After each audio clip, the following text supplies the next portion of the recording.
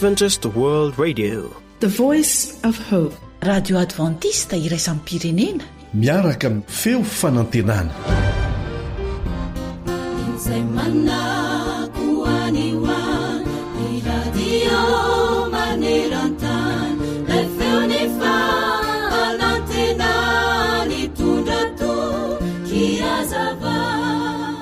Anisany tantara mahafinaritra ao amin'ny bokin'ny testamenta taloha ny momba ny Abrahama sy Elezera mpanompony ary ny zatovovavy iray izay tsy mbola fantatra izy ireo akory. Ny raha nandeha hitady vady ho an'i Isaka zanaky Abrahama i Elezera. Raha tonga tany amin'ny toerana lena izy dia nangataka famantarana tamin'Andriamanitra. Raha tsy mbola niteny amen akory Elezera dia indro nisy tovovavy iray tsara tarehy indrindra tany nitondra siny teo an-tsoriny. Rehefa nangatahany Elezera rano hosotrony izy dia nanome ary nanolo tena ampisotro ny ramevany ihany koa. Raha amin'izao tontolo izao dia ny manome fahafaham-pony tenany amin'ny fanaovana izay farany kely indrindra no azo atao no mahazatra azy. Fa ity tantara ity kosa dia mampiseho fa Andriamanitra dia mamaly soa lehibe amin'ireo izay manao mihoatra noho izay ny antsoina azy ho ataony. Andeha hakintsika amin'Andriamanitra ny fiainantsika anio. Andeha hanao asa mihoatra noho izay tsara tadiavina antsika isika. Salama 7:30 ny 5. Ankino amin'i Jehovah ny lalànao ary matoky azy fa ataony tanteraka. Amen.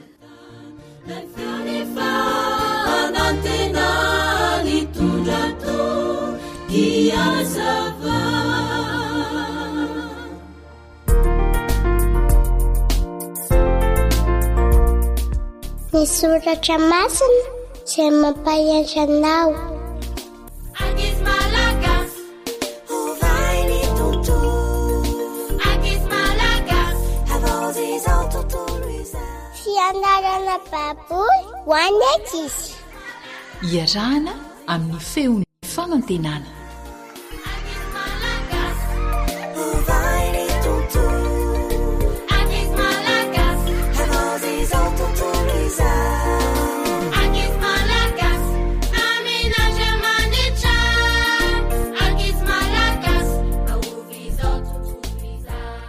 Tonga amin'izao fotoana ny fanomezana izao sika, koa dia miarahaba ny ankizy rehetra manaraka ny fandaharana. Raha tsy haivina kely ny lesintsika teo aloha dia ahoana moa? Tsy tonga ho azy ny zavatra rehetra fa nisy namorona. Nisy ny andohany dia iza? Andriamanitra. Azon'ny ankizy atao tsara na mitoky amin'izan'Andriamanitra naharo izao rehetra izao izany. Dia mety hiteny ianao hoe izy ary tsy hita masoko. Izay ny maha-Andriamanitra azy rakizy. Fa izao no vaovao mahafaly. Na tsy hitantsika maso azy Andriamanitra dia nanolotra taratasy ho antsika izy. Azontsika vakiana mandrakarivo izany sady manoro antsika ny lalana tsara tokony aleha no manampy antsika ihany koa mba ho endry. Fantatrao ve hoe inona le taratasy? Teneny mafy be hoe ny Baiboly, ny soratra masina. Tenin'Andriamanitra sy Jesosy tokoa rakizy ny Baiboly. Ary ireo mpaminany no nanoratra azy. Miteny amin'ny alalan'ireo mpaminan'ireo Andriamanitra na amin'ny alalan'ny nofy na ihany koa asehon'Andriamanitra amin'ny fahitana na Andriamanitra mihitsy no manazava ny sain'ny olona. Zany no atao hoe tsindrimandry. Zany no fomba nanondratana amin'ny Baiboly, ilay taratasy avy amin'Andriamanitra sy Jesosy natao an'ny olombelona rehetra. Misy tantara tena mahatalanjona maro ao tantara tena nisy. Andao anie ho arahantsika ireo santionany.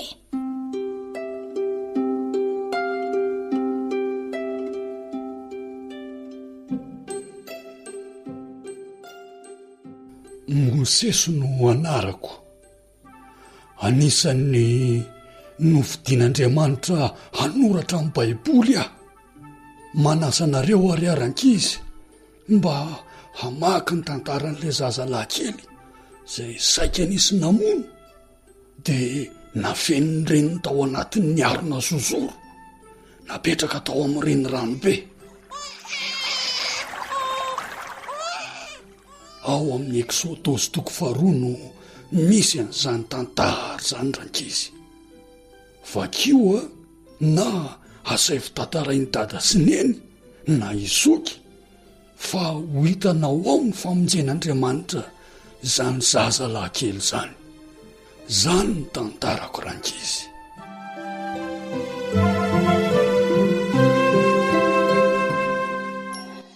Anisan'ny nofidian'Andriamanitra noratra amin'ny baiboly ihany koa manasa ny ankizy rehetra hamaky ao amin'ny Samoela 1:7-10. Fa misy tantarana ankizilahy kely iray niady tamin'ny lehilahy tena goavana be sy matanjaka be ao.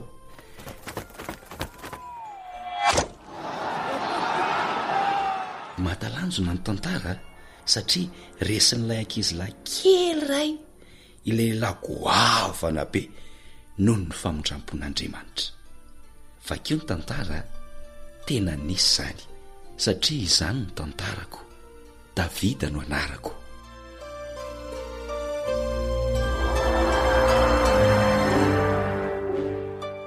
Izaho kosa ny Daniel, nofidian'Andriamanitra noratra amin'ny baiboly ihany koa. Zava-marina sarobidy mahakasika ny ho avy no naseho an'Andriamanitra tamiko. Tian'ny ankizy ho fantatra ny tantarako.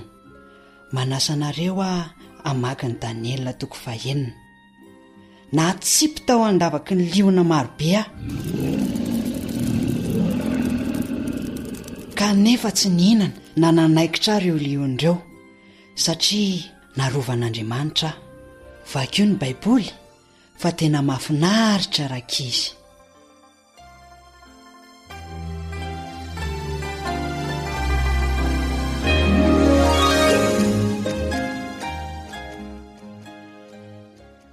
Dokotera Grika nanaraka an' Jesosy rehefa natsony fony izy dia dia an-tany.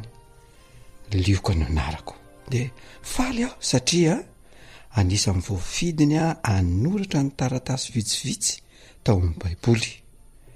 Tantara maro izay mahakasika ny fitiavan'i Jesosy sy ny olona sy izay nataon'i Jesosy ho an'ny olona no ao amin'io boky nosoratako io. Ka dia manasa ny ankizy rehetra ary hamaky izany tantara mahaliana izany ao amin'ny boky ny Lioka dia mazoto mamaky ary rankizy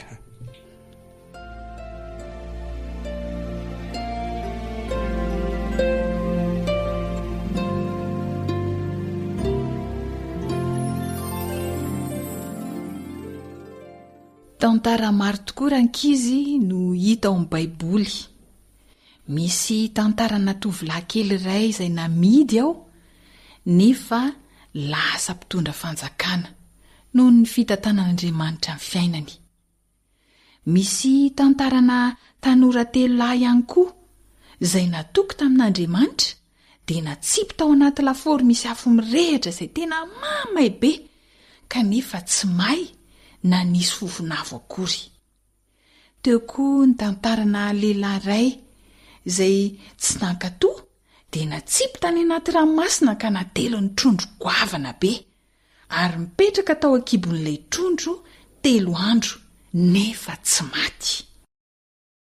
Maro tokoa ny tantara ao amin'ny baiboly ao rankizy izay manoro antsika ny fiainana tokony hainantsika. Manasa antsika ankizy hamaky baiboly fa taratasy alefan'Andriamanitra anitsiana sy hitariana antsika ny teniny. Tahaka ny jiro iray fanao am-paosy na lampe de poche izany na labozia ihany koa.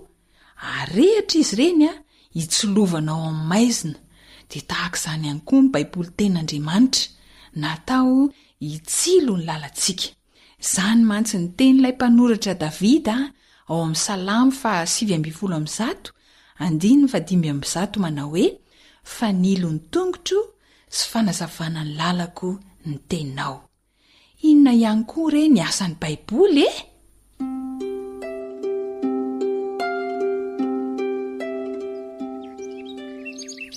Inony reto ataonareo e? Miasa no atao fa fandanian'andro zao. Mivavaka izay tompoko dia mamaky ny baiboly tenin'Andriamanitra alohan'ny esanako. Baiboly? Mamakimaky foana. Boky efa lany andro reny, sady tsy mitondra ninninina eo amin'ny fiainana. Diso hevitra ianao Ramose. Vahoana? Mitondra soa tokoa ny famakiana ny tenin'Andriamanitra. Ianao ray aman-dreny lehibe eto amin'ny tanàna ohatr'izao ve dia rebirebe ny zaza amam-behivavy amin'izany? Mba fantatrao moa Ramose fa fomba anay ny mihinan'olona.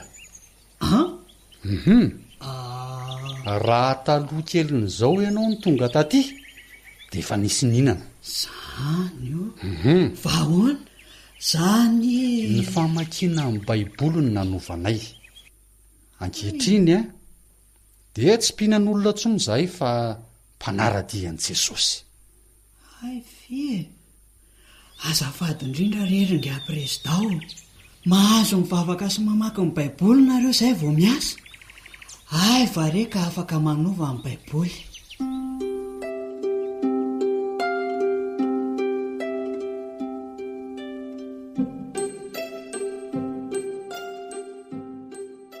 Afaka manova fo sy fiainana tokoa ny baiboly rakizy.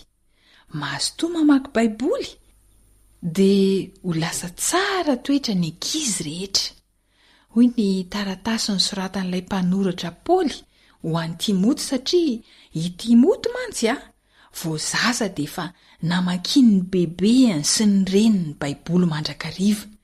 Dia hoy izy hoe fahatry ny vao zaza ianao dia efa nahalala ny soratra masina izay nampahendry anao ho amin'ny famonjena amin'ny finoana izay ao amin'ny Kristy Jesosy.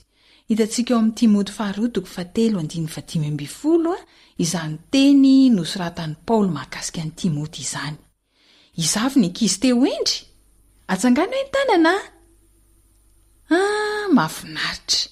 Mahazo toa mamaky ny baiboly izay taratasy nalefan'Andriamanitra sy Jesosy ho antsika fa mampahendry izany.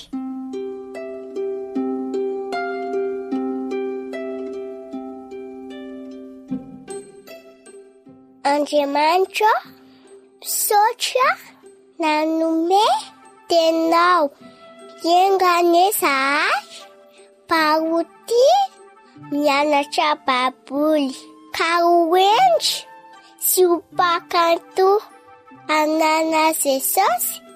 Amen.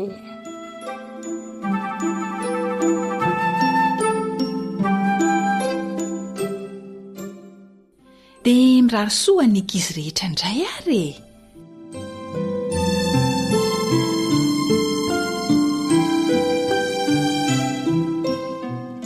Ankoatra ny fiainoana amin'ny alalan'ny podcast dia azonao atao ny miaino ny fandaharany radio AWR sampana teny malagasy amin'ny alalan'ny Facebook isanandro amin'ny ity pejy ity feo fanantenana.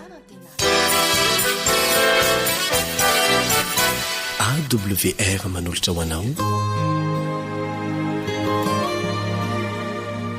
ilay feo fanantenana.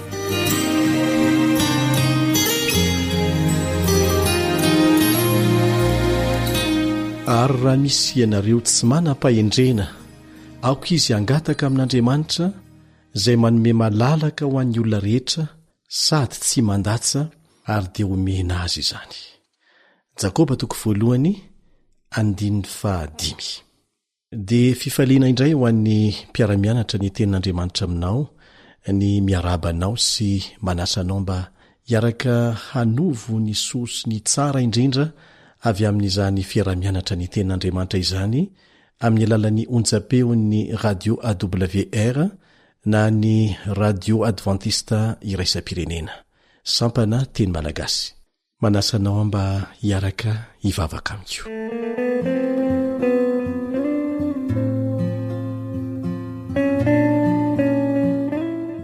Raha n'izay ny an-danitro ny vonahitra ny aja ny saotra dia atolotra ianao manontolo tsy misy anombinana fa ny fahasoavanao ny famelan-keloka angatanay mba ho atobako ao aminay isan'andro hitarika anay ho amin'ny fibebahana feno anome vonahitra ny anaranao eo amin'ny fiainanay mangataka anao izay mba ampihiratra indray ny masom-panahinay atakaranay izay tianao ambara amin'ny teninao amin'ny anaran'i Jesosy amen.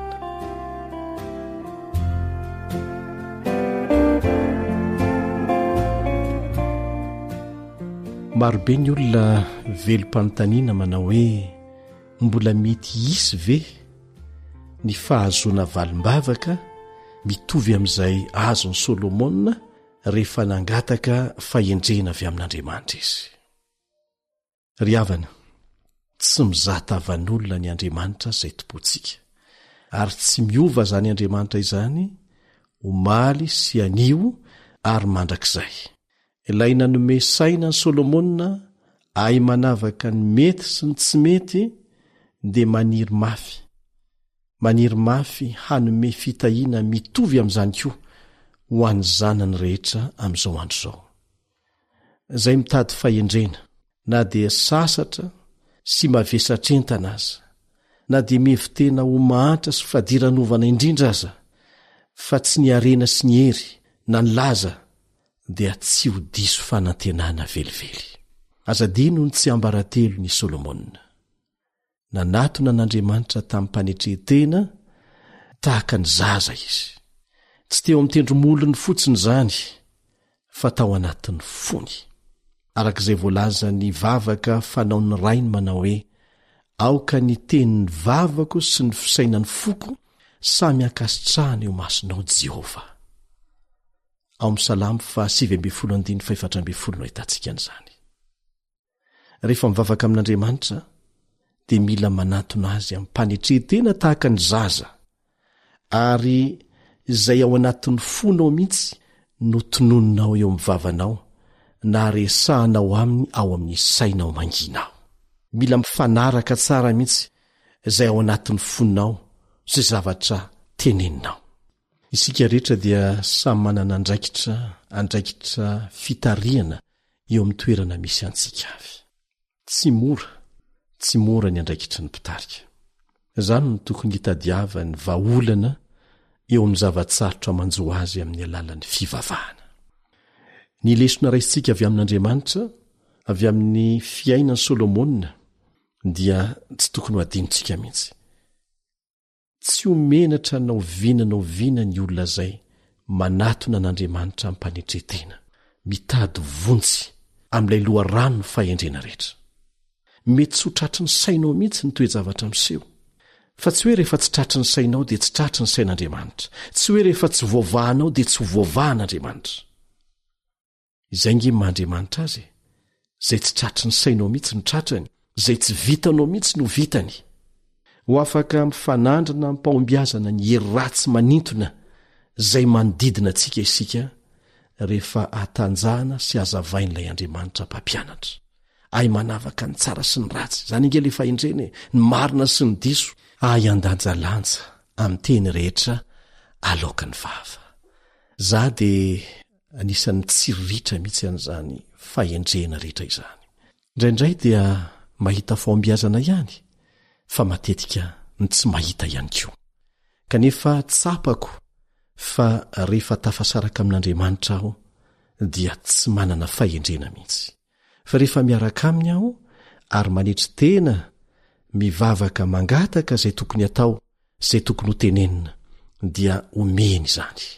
Fa ny fanontaniana mipetraka dia ny hoe ahoana no atonga ho tahaka n'izany foana. Tsy miova mihitsy, ary angatahana amin'Andriamanitra izany. Ny tompo dia nanome an'i Solomona fahendrena izay nirino azo alohan'ny zavatra hafa rehetra. Tsy inona izany fa ny arena, ny voninahitra, ny andro lava iainana.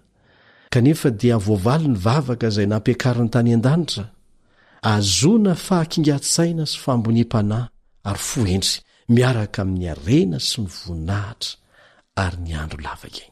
Ireo olona sangany amin'ny fiarahana amin'Andriamanitra dia milaza fa mahasoa antsika ny mandinika tsara ny vavaky Solomona ary misaintsaina ny lafiny rehetra nahazony valim-bavaka dia ny fitahiana izay nomen'Andriamanitra azy.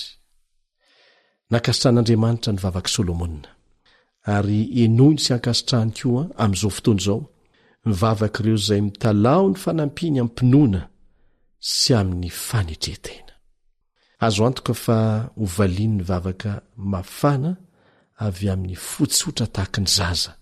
Ho setrin'izany dia hiteny izy hoe nitia aho, inona ny tianao ataoko aminao, tahaka n'izay nataony tamin'i Solomona. Eny ilay nitarika ny Solomona nanao vavaka tahaka n'izany dia vonona koa amin'izao fotoana izao. Ampianatra anao, ampianatra ny mpanompony rehetra hivavaka, hangataka izay ilaina. Na inona kanefa azadino ny tsy ambaratelo. Ny fahendrena aloha milohan'ny zavatra rehetra no tian'Andriamanitra angatantsika aminy. Ary angataka izany amin'ny fotsotra tahaka ny zaza, amin'ny fanetretena tanteraka, tsy misy fikendrena ny hahazo toerana ambony na voninahitra na saritsary-pitiavatena. Angatao Andriamanitra, tsy mandainga izy, tsy mbola niova izy. Ilay Andriamanitra omaly sy anio ary mandrakizay, tsy miova. Raha misy amintsika tsy manana fahendrena, aoka izy angataka amin'Andriamanitra, izay manome malalaka ho an'ny olona rehetra, sady tsy mandatsa, ary dia omena azy izany. Hoy ny voalaza ao amin'ny Jakoba 1:5. Ka entanina isika mba hazoto hangataka izany amin'Andriamanitra, hanao fanandramana manokana mihitsy, ary rehefa mangataka dia minofa mahazo, dia rehefa omen'Andriamanitra anao ny toe-javatra izay ahafahana mampiatra izay nangatahanao, dia ataovy izany, fa arakaraka ny ampiaranao an'izany no ampitombo ilay fahendrena omen'Andriamanitra anao. Ary azadinony tsy ambaratelo, raha misaraka amiko ianareo i Jesosy, dia tsy mahay manao na inona na inona. Indraindray mantsy rehefa mahita fahombiazana dia manomboka miakatrakatra ny soroka, miedinedina, kanefa tandremo fa raha vao manao an'izany ianao dia hanomboka ho simby ianao izay, araka ny voalaza ao amin'ny boky ny Oabolana. Lay boky nosoratan'i Solomona izay mirakitra ny fahendrena ny men'Andriamanitra azy. Izao voalaza ao amin'ny Oabolana 4:12 ka ny 7:12 mikasika an'izany. Oabolana 4:12. Ny fiavina vonana mialohan'ny fahasimbana, ary ny fanahy mirere mialohan'ny fahalavona. Manampy izany izay voalaza ao amin'ny Oabolana 4:12. Oabolana 4:12 manao hoe ny fireharehan'ny fon'ny olona mialoha ny fahasimbana, fa ny fanetretena kosa miloha ny voninahitra. Amen.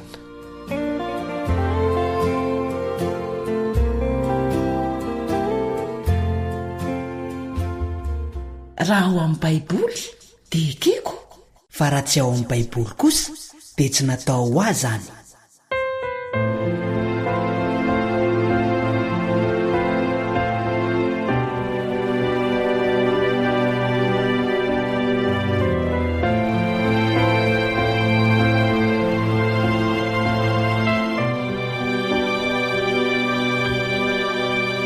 Tarika balsamo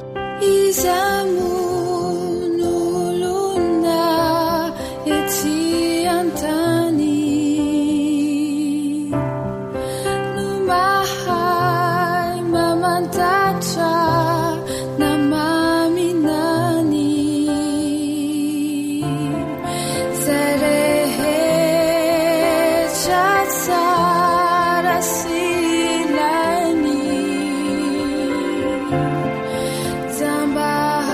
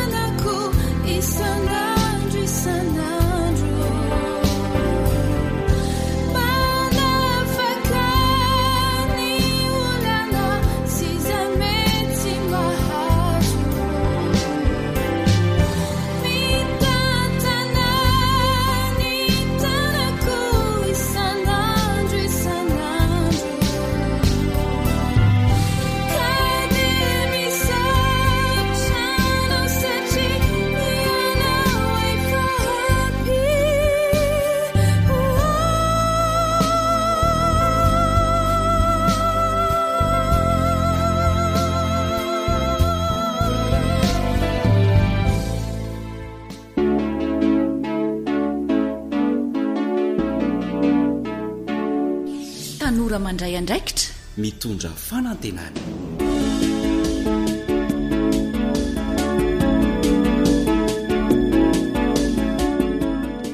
izay ilay feokira famantarana anasana ianao ihany ka atao anatin'ny fandaharana natokana ho an'ny tanora. Iarandray lesony sika amin'ny alalan'ity tantara atolotra anao ity izay ametrahana fanontaniana aminao hoe iza reny namanao hoe ary namaniza ianao dia minofinaritra ary.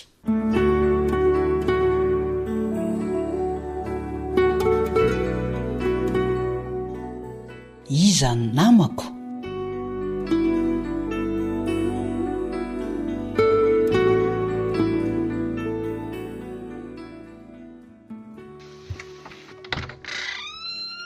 zao ve ianao vao meditry ny trano rojo? vo amin'ny firy azy zao fa roneny koa. Hatr'izay ny rahanao tamin'ireny namanao reny dia lasa pody alina ohatr'izao ianao a sady be famalinana ny tsy zay indray fa maninona anareo mihitsy ny namako e. Zany foana no verimberina atao trano ato. Fa marenina ve ny sofinao e? Mitapona ny masonao? Impiry moa ny anabavinao no milaza fa mahita an'ireny namanao reny mangalatra zavatr'olona misoloky ety seroa sady hoe manandrana mifoka zava-mahadomilona koa aza a? Tsy manao an'izany milsikopy e. Bebizanakao ny tena ratsy saina. Namako foany reny. Tsy rarahako ninonina toetrany fa rehefa tia dia tiako foana. Rojo a, ny anabavinao mihitsy anie no ndramany vola be e. Kizony dia meko. Tsy aferako zany. Ka hoe miatra manaina hono ny lany vola. Ny talao sy ny roja-dranomaso mihitsy izy nakazy teo. Sady amin'ny mahampinamana anareo dia nomenay. Mbola tsy ampany le vola fa nakataty amiko bebe anampiana azy e. Lazainy fa averiny engina satria vola ampiasain'ny bebe amin'ny saram-pianarany sy amin'ny varotra kely ataony le izy. Ka tsy efa naveriny ve zany e? Tsy mbola naveriny e. Efa bolana izay. Farany notakiany bebe tamin'ny mily dia lazainy fa efa naveriny tamiko ny zany tsy mahatadidy. Olona tsy mena mivadika. Ka mety efa naveriny kosa fa nareo ny tsy mahatsiariko. Sady tsisy idirako ny amin'izany e. Dia averinao zany zany mpandainga? Zanga ny teny an'izany e. Fa fantatro koa ny tsy fitiavanareo amin'ny milisigoby. Ohatrany tsy mbola hitako nanao an'izany reny. Sady za koa tsy mbola nataony an'izany. Zay mahasoanao anie rojo ny tianay e. Inona ny tombontsoa ho azo amin'ny fanendrikendrenina olona amin'ny zavatra tsy ataony? Misy porofo matomy teny. Zay indray. Tsy maintsy ohatr'izany foana ny resaka. Miala ato mihitsy angamba amin'ny mety. Tsy reraka ary rojo miteny a. Fa adieny mbola tsy lasa lavitra dia miverena mba tsy ho sahirana. Raha namana ny rojo no voamaika mampihemitra amin'ny fiainana fa tsy mampandroso. Elao. Diso be fijerindrineny. Hita mihitsy hoe tsy maharaka ny toetrandro tsony. Reny namako reny nampianatra sy nampahafantatra zavatra be dia be aho. Amin'izay mba maharaka ny fanaon'ny ankizy fa tsy dondrana be ohatrany taloha. Tiako reny. Zany a? Tianao satria mampianatra anao ody alina. Mampianatra anao hivangabao-ana ampianarana mba tsy hianatra ny tokony ianarana. Mampianatra anao andainga amin'ny ray aman-dreny. Mampianatra anao ho kamo mivavaka sy foka. Zany efa izao maninona e. Vola kely iny no anotarana resaka eto. Raha kely ary ny fitoetsy aminao a dia soloy aloha e. Dia alay vo any mily rehefa hitanao izy fa ilainay le vola.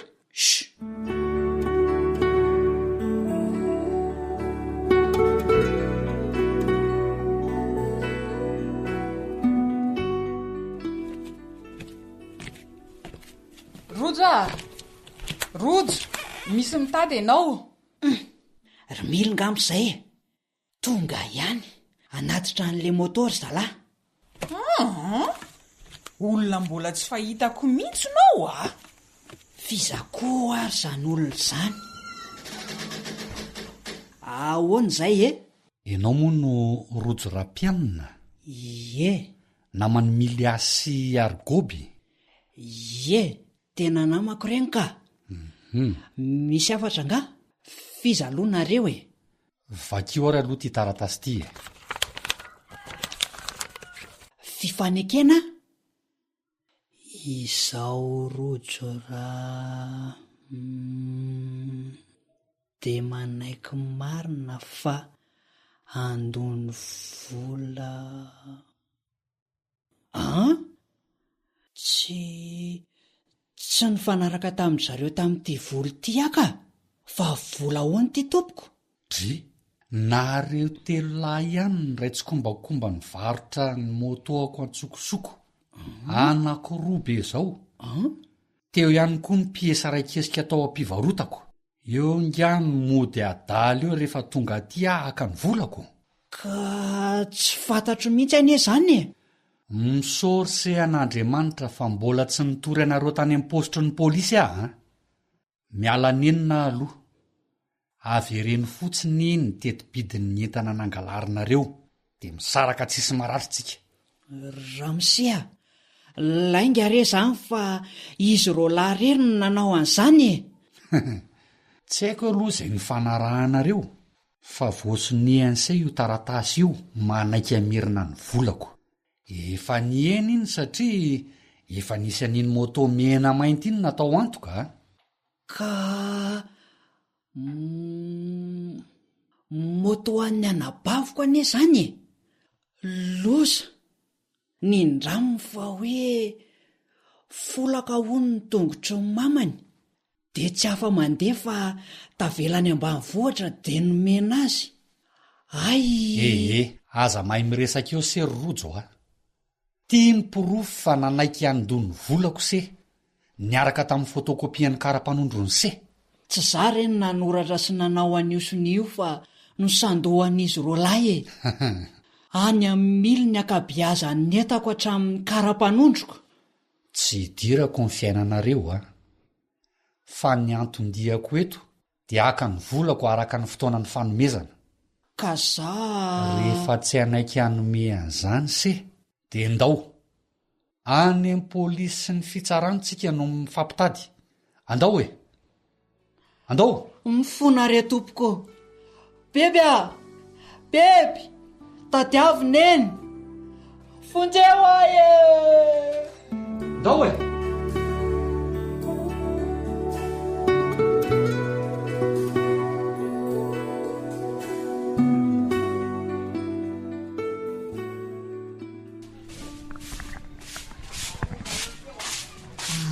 vendry manadio ato e tena vovoka be mihitsy ato hatramin'izay tsy mivarotan'izayko ka inona moa retsy no anadiovana azy ty nefa mbola tsy varotra lalam-bovoka be ne ito e ka hivarotra amin'izay tsika rineny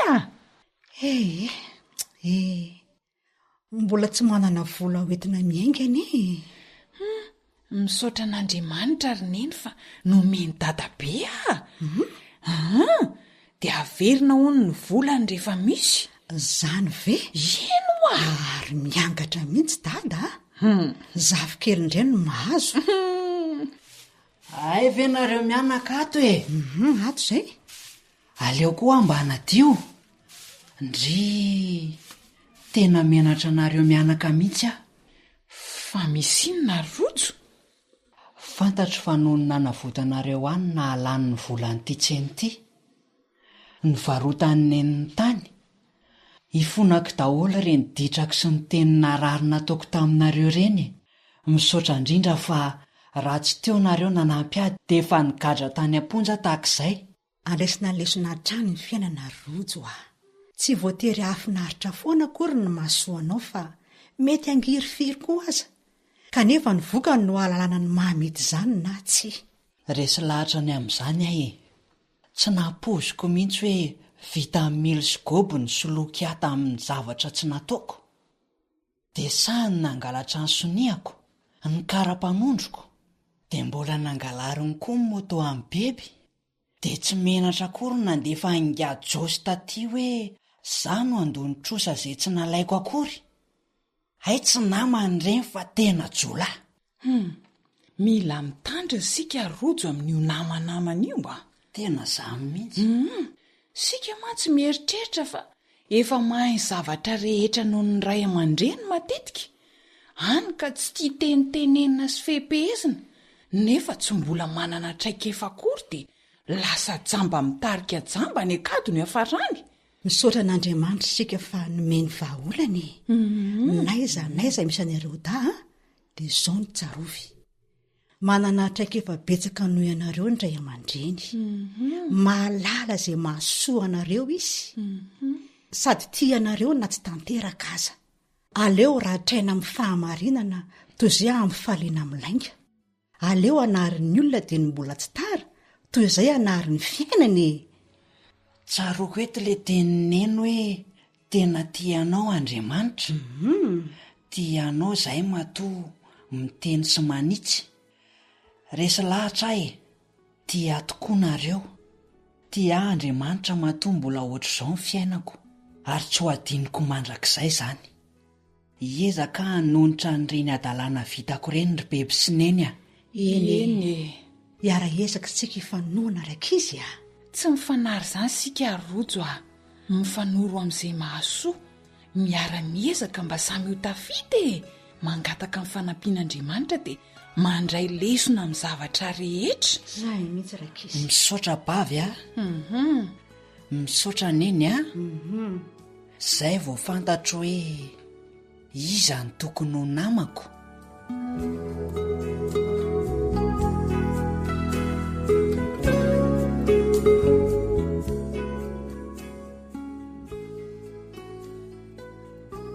tantara nosoratan'ny fanjaniaina no norenesintsika teo nandrenesana ny Danta, Zoanitra, Sam, Rila ary ny mpanoratra.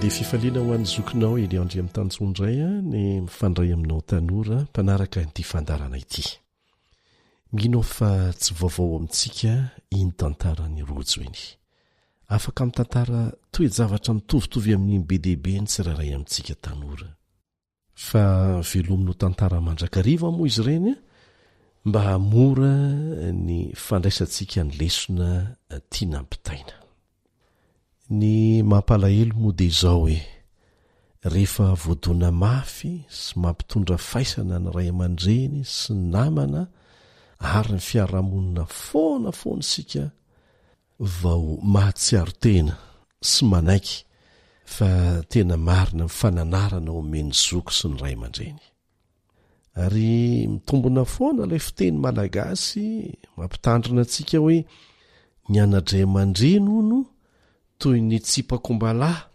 raha mahavoa mahafaty raha tsy mahavoa mahafanina ary mampalahelo dia voatery ny varotra tany na koa mitrosa man'olona ny ray aman-dreny anavotana ny adalantsika zanaka tahaka n'izay hitantsika teo tsy misy tiantsika tahaka ny ray aman-drenitsika mety manana fahalemena izy ireo mety ho diso koa aza hatramin'ny fomba fanitsiny tsy mety ataontsika fa na manahoana na manao ahoana dia ireo ny tiantsika indrindra tsy voatery ho voadona mafy tahaka ny rojo ianao voafantatra hoe namana ratsy ny namana anankiray tsy ratsy ny manana namany ilaintsika izany voajanahary ny ilantsika namana satria ao anatin'ny fivelarana ara-tsosialy ilaintsika ny fananana namana saingy tena ilaina ny mifidy ny namana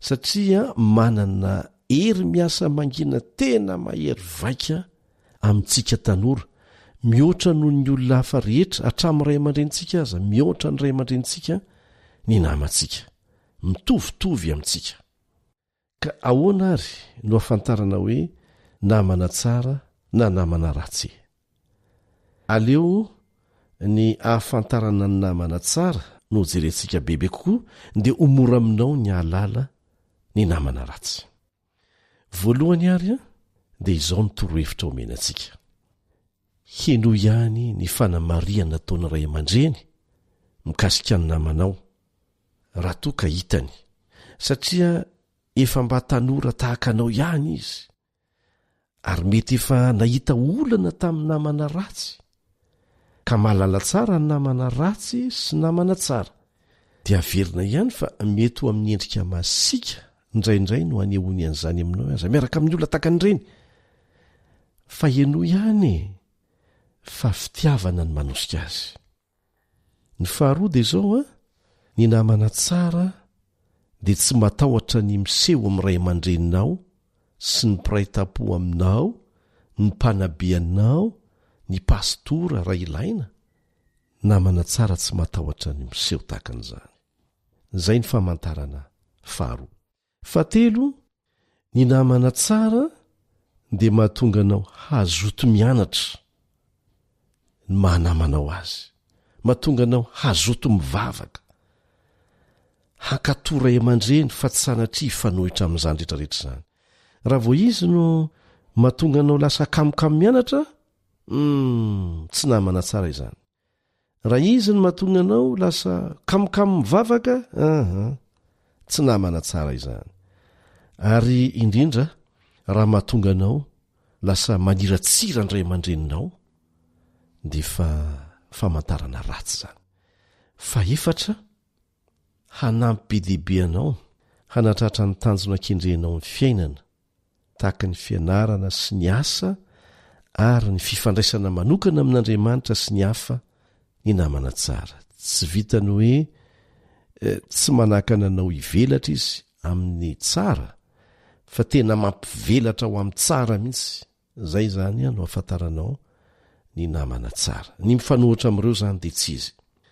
Raha fitinina dia mampivelatra amin'ny maianao anao ara-tsaina, ara-panahy, ara-piaramonina, amin'ny fomba tsy misy atahorana ny tena namana.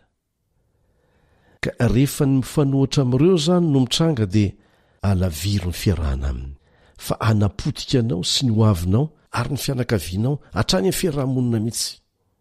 Tsy ilainao ny miavonavina ny namana ratsy a, tsy izay. Fa sahia manao tsia ampahendrena amin'izay mety ho fotoamana anao hiaraka aminy. Ary io no tena mila fijoroana mihitsy. Raha tsy manana fandaharam-potoana matotra ianao izay mifeny fotoananao mandritry ny andro, dia mora aminao ny manaiky izay taomany ianao. Fa rehefa manana fandaharam-potoana matotra ianao izay mifandray tsara amin'ny tanjona kendrenao, dia hanampy anao zany hanao tsia. Zary zalahy manana fotoana efa tsy maintsy hajaiko isan'andro. Ary efa ny fanarahako tamin'Andriamanitra, fanarahako tamin'ny ray aman-dreny dia mialatsiny aminareo ary zalahy fa tsy maintsy manao an'izay aho. Ary na tsy voatery miteny an'izany aza ianao, fa manao tsia fotsiny. Tsia tsy afaka miaraka aminareo fa manana programa hafa. Na inona lazainy dia sahi mijoro amin'ny hevitrao. Ekena fa mila famonjena reny namana ratsy reny, kanefa tena olona efa zokonao ny tsara manao an'izany amin'izy ireny, satria mbola marefo dia marefo ny fahafahanao miaro tena amin'ny hery-miasa mangina avy amin'ny namana ratsy. Anisan'ny fiarovan-tena mahomby ny fampahafantaranao ny ray aman-dreny sy ny zoky an'ireny namanao reny. Fa matoa izay tsy mahazoazo ny ray aman-dreninao sy ny zokinao ary hamafisoko mihitsy izay, dia famantarana tena ratsy mihitsy izay. Tsy miavona averina ihany, tsy miavona na minizana izy ianao, saingy tsy ny olona rehetra no azo atao namana akaiky. Iny hoe anie izay lazain'ny tenin'Andriamanitra ao amin'ny Salamo 7:117. Salamo 7:117. Naman'izay rehetra matahotra anao aho, sy naman'izay mitandrina ny didinao, Jehova. Zany hoe ny mifanohitra amin'izay dia izao, tsy naman'izay tsy matahotra an'Andriamanitra isika, tsy naman'izay tsy mitandrina ny didin'Andriamanitra. Ara-Baiboly zany. Na eo amin'ny lafiny fandraharana aza, mbola hitantana orinasa ianao na amorona orinasa, izay moa no tena tadiavina amintsika tanora, zany hoe hanao asa fivelomana manokana, dia tandremo fa misy ireo olona tsy tsara mihitsy raha raisinao mpiara-miasa, satria mety hanapotika ny orinasanao mihitsy ny fiarahana miasa aminy. Angamba natao olona ampiny izy ireny, fa tsy natao hiara-iasa akaiky. Andeha atao hoe tsy nifidina iza na iza hiaraka hiasa aminao ianao na mpangalatra izy, na mpidoroka izy, na kamiasa izy sy ny sisa, satria namanao dia tianao. Azo antoka fa tsy maintsy hopotika tsy ho ela ny orinasanao, ka aza matikena maso fa fahendrena mihitsy zany hamonjy azy ny tao an-tsainao dia nalainao mpiara-miasa akaiky izy kanefa mbola manana fahazaran-dratsy hanimana ilay orinasanao izy dia ho lasa fahavalonao indray nge izy kanefa vokatry ny tsy fananana fahendrenany na tonga an'izany hatrany amboalohany ahoana ny voalaza ao ny oabolana toko 7 voalohany oabolana toko 7 voalohany aza miantoka ny olona ratsy fanahy na maniro namany aza miantoka ny olona ratsy fanahy na maniro namany ka tsy fanavakavahana ny fifidianana namana na olona iarahana akaiky averina ihany fa misy olona mbola natao hotezaina natao ampiana fotsiny fa tsy mbola azo iarahana miasa akaiky haitsika tsara manavaka an'izany a ka hatrany amin'ny fahatanorana ianao dia efa mila mianatra an'izany fotokevitra izany zao ny voalaza amin'ny oabolana toko 12 fanampin'ireo oabolana toko 12 ny marina dia mitaridalana ny namany fa ny aliany ratsy fanahy kosa mampivily azy oabolana toko 12 fanampin'izay oabolana toko 12 ny lozabe mitaona ny namany ka mitarika azy amin'ny lalana tsy tsara ary farany nefa tsy nikely indrindra ataovy sakaiza akaiky anao indrindra akaiky anao indrindra Jesosy satria te handray anao ho sakaizany koa izy raka ny voalazo amin'ny Jaona toko 10 dia izy mihitsy no hanome fahendrenanao amin'ny fifantenana ny olona azo atao namana akaiky sy ny fifehezana ny fifandraisana amin'ny hafa izy no hiaro anao amin'ny namana ratsy sy tarika anao hifandray amin'ny namana tsara mino fa ampy aloha zay mba ho saintsaintsika sy andraisantsika fanapa-kevitra amin'ny fifandraisana amin'ny namana dia ny mbola tanora isika Andriamanitra ny hitany fanapa-kevitra ao taoriana ny fanarahana an'izay fandaran'izay raha misy moa fanamariana na fanontaniana mahakasika an'izay dia aza misalasala manoratra ty aminay amin'ny alalan'ny SMS na amin'ny alalan'ny Messenger omenantsika ary ny alarana telefona 034 06 797 62 034 06 797 62 na 033 07 170 70 033 07 170 70 amin'ny MP amin'ny Facebook indray dia soraty fotsiny hoe AWR Malagasy tambatra AWR Malagasy dia afaka mitafatafa aminay ianao mikasika an'ireo fanontaniana tianao apetraka momban'izay resaka namana izay ary farany dia azonao atao ny maka ny application ny AWR ao anatin'ny Play Store amin'ity anarana ity AWR 360 AWR 360 dia azonao téléchargena zany alaina fa be dehibe ny fandarana mahasoanao ao anatiny ao misy fandarany AWR amin'ny teny pirenena 300 ao misy fianarana baiboly fianarana momba fahasalamana torohevitra samihafa ao anatin'izany fandarana zay arahanao eto azonao alaina maimaim-poana zany dia azonao averina enona indrindra fa ho antsika tanora zay mahay teny anglisy dia be dehibe ny fandarana amin'ny teny anglisy ao anatiny ao dia zay no ela fa manao mandra-piona vetivety-indray ny namanao zokinao Eliandry amin'ny tanso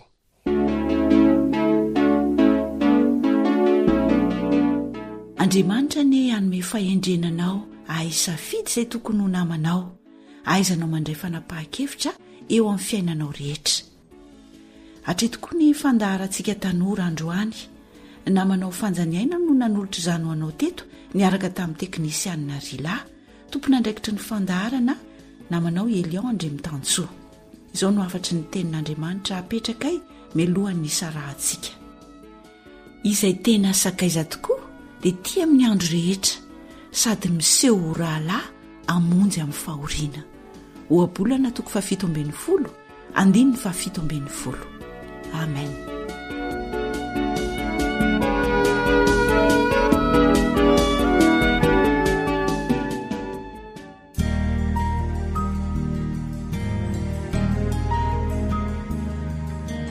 faniteninao no fahamarinana tari-dalana manokana fianarana baiboly avoaka ny fiangonana advantista maneran-tany. iarahanao amin'ny radio feo fanantenana.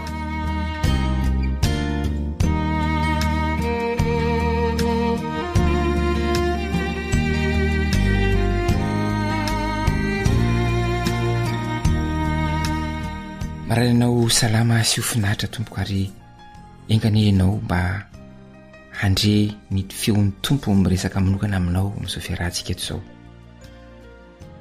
Andriamanitra eo amin'ny vahoakany, Andriamanitra eo amin'ny vahoakany.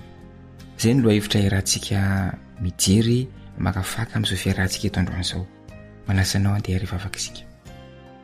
Raha ny an-dandro misaotra anao izay fa afaka mandre ny teninao, mamelany eloka ary diovy ny fonay mba ho tany tsara, mba atonga ny teninao hitsiry tombo ary hamobe eo amin'ny fiainanay aminaran'i Jesosy. Amen.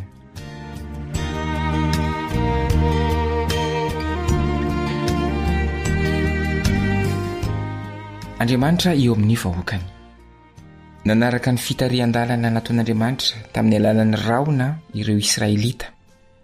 Niato izy ireo teo amin'ny dilavitra nataony ho any amin'ilay tany nampanantenaina. Naoriny ny tabernakely ary rehefa izay dia naoriny izy ireo nanodidina io tabernakely io, nilain'izy ireo. Foko 3 isaky ny andany avy nidina teo amin'ny efitra masina indrindra ny fanatrehan'Andriamanitra ary nonina teo amin'ny vahoakany. Nisy foko iray napetraka ho lohany teo amin'ireo andaniny efatra ny tabernakely. Izy avy izy ireo ary iza no mpitarika azy. Rehefa kitsika voalaza ny Numéro 2. Numéro 2:7. Numéro 2:7 nahitantsika ilay foko nipetraka tao antsinanana. Izao voalaza ny 7 ary ny hitoby eo amin'ny lafiny antsinanana tandrify ny fiposahan'ny masoandro dia izay momba ny fanevany tobin'ny Joda araka ny antokony, ary ny lohan'ny taranak'i Joda dia Nasona zanaky Aminadaba. Iza kosa indray ny tao atsimo hitantsika eo amin'ny Numéro 2:7. Numéro 2:7 aminaran'i Jesosy. Ary ny fanevany tobin'ny Robena no eo amin'ny lafiny atsimo araka ny antokony, ary ny lohan'ny taranak'i Robena dia Elizora zanaky Sedeora. Ny tao andrefana kosa indray voalaza ny Numéro 2:7. Numéro 2:7. Ary ny fanevany tobin'ny Efraima araka ny antokony dia ho eo amin'ny lafiny andrefana, ary ny lohan'ny taranak'i Efraima dia Elisama zanaky Emihoda. Farany tao avaratra. Numéro 2:7. Numéro 2:7. Ary ny fanevany tobin'ny Dana araka ny antokony dia eo amin'ny lafiny avaratra, ary ny lohan'ny taranak'i Dana dia Aiezera zanaky Amisadai. Mario fa samy nanofahofa ny fanevany ny foko tsirairay izay napetraka ho lohany mba ho famantarana azy ireo. Tsy manoritsoritra mivantana ny zavatra hita teo amin'ny faneva tsirairay ny soratra masina, saingy misy lova-tsofina iray mahaliana izay verina fa miorina amin'ireo toetra hoenty manoritsoritra ireo foko voalaza ao amin'ny Genesis 6:20 sy ny Deutéronomie 13:30, mampifandray ny tsirairay amin'ireo endrika efatra amin'ireo andaniny efatra. Araka ny lova-tsofin'ireo raby dia ny fanevany Joda no nahitana ny sarin'ny liona. Ny an'ny Robena kosa no nahitana sarin-dehilahy na lohan-dehilahy, ary ny fanevany Efraima no nitondra ny sarin'ny zanak'omby, ary ny fanevany Dana no nahitana sarin'ny voromahery, mba ho hita eo amin'ireo faneva efatra ireo ny zava-mananaina efatra mitambatra eo amin'ny endriky ny kerubima izay nosotoritany Ezekiela. Azo everina fa mety ho be loatra ny fanazaran-kevitra avy amin'ny lova-tsofina. Nefa mahaliana hatrany ny fampitahana izany lova-tsofina izany amin'ny fanoritsorita baiboly any Jerosalema vaovao, dia ilay manao hoe misy vavahady izay maneho foko 3 eo amin'ny andaniny efatra amin'ilay tanàna. Azonao vakiana izay voalazan'ny Apokalipsy 2:12 Apokalipsy 2:12 Teboka iray manandanja no iraisan'ireo fanoritsoritana ny tobin'i Israely sy Jerosalema vaovao ireo. Dia ny hoe irian'Andriamanitra ny hanintona ny taranak'olombelona hanakaiky ny seza fiandrianana. Ampianariny bokyny apokalipsy antsika fa ny tompo Andriamanitra dia ny tsy to sy ny zanak'ondry no tempolony. Apokalipsy 1:20. Mazava loatra fa tsy monina ao anatin'ny tobony Israely isika, fa ny teny fikasany dia tsy miovana hoe asevo manao fitoerana masina ho ahy izy dia onona eo aminy aho. Te onina ao an-tokantranontsika Jehova, te onina ao anatintsika isam-batan'olona, fa mila toerana masina kosa izy, toerana manokana ho azy, te androso ao amin'ny fiainantsika izy, te ho akaiky antsika. Ny safiditsika no andrasany. Hivavaka isika.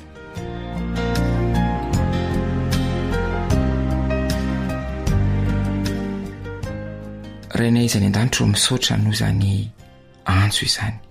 Tao ianao indray no mitalao mba handroso ao aminay. Eny, te hamonjy mafy anay ianao. Indro izay manokana ny varavarany fonay mba hidiranao, midira. Hazavao ny ao anatin'ny fonay sy ao anatin'ny fananay mba hahita ireo maizimaizina rehetra izay mahatonga anay mankahalany tsara ary mahatonga anay mankafy ny ratsy ka manalavitra anao. Ary diovy ny fonay mba hahatonga anay anaiky ho vonjenao.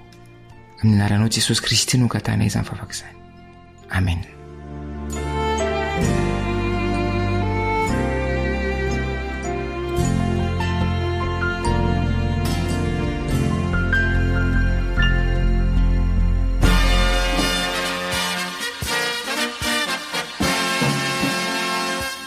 Adventist World Radio, The Voice of Hope.